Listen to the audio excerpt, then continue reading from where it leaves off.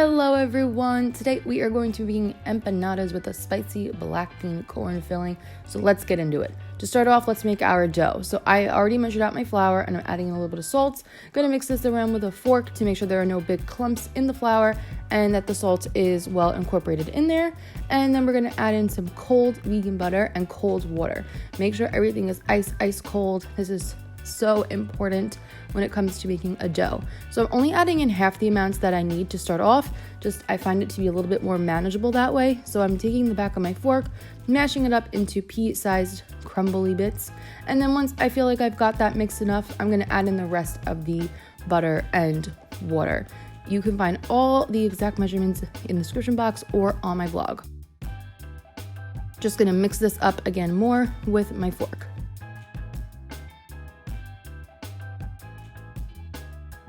So I don't know, I just always get this feeling that I'm like, I want to get my hands in there.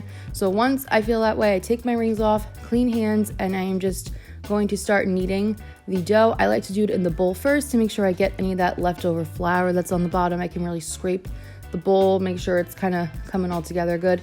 And then we can put it on the counter and continue kneading it until we get a pretty nice, smooth looking dough. You want to make sure there's no clumps of flour, no big clumps of butter. And it looks like this, and we're going to refrigerate this while we work on our filling. To make our filling, I'm going to add a little bit of water into a pan, and then I'm going to add in one bell pepper that I already chopped up nice and small. Make sure it's small because empanadas aren't that big. And I'm just going to cook the peppers for like 5 minutes to start softening them. And then we're going to add in some corn and black beans, and then we're going to add in a bunch of seasonings. Cumin, chili powder, salt, garlic powder, onion powder, everything's listed down below. And these are a little bit on the spicier side, so if you want to leave some of the spicier seasonings out, totally feel free to do that. And we're just going to mix this together, and I'm going to let it cook for a few minutes more. I like to put a cover on it. I'm just trying to get the black beans to really break down. So as you can see, they've started to break down a bit, and I'm going to push down on my spatula too, just to help the process. As they break down, it helps to kind of bind the filling. If you feel like you need a little more water in there, because you don't want anything to stick, feel free to add it.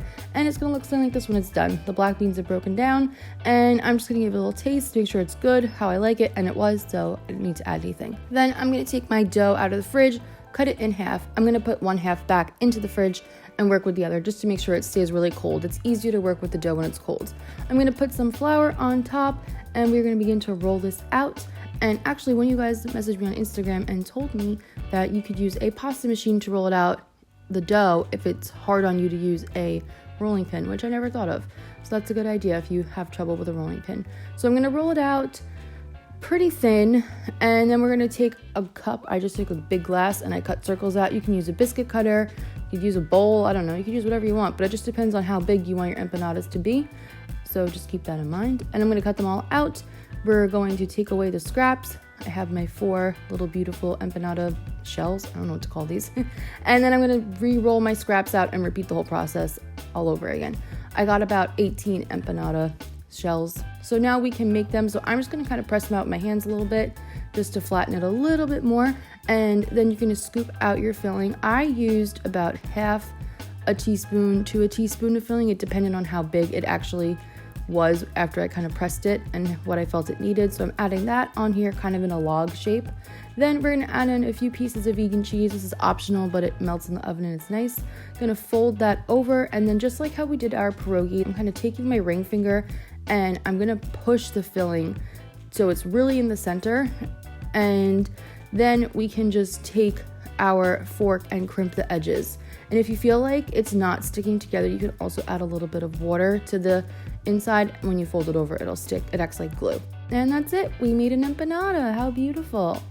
So now you just have to repeat the process with all of them.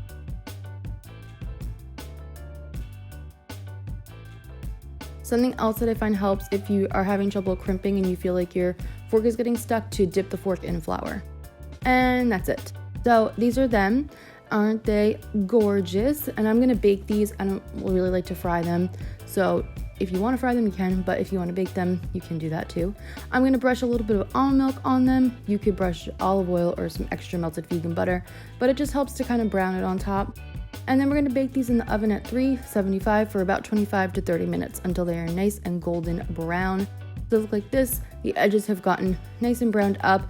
and the tops are a little bit golden, and yeah, this is what you're going for. And then on the bottom, when you pick it up, you can see it's like got a nice golden brown bit.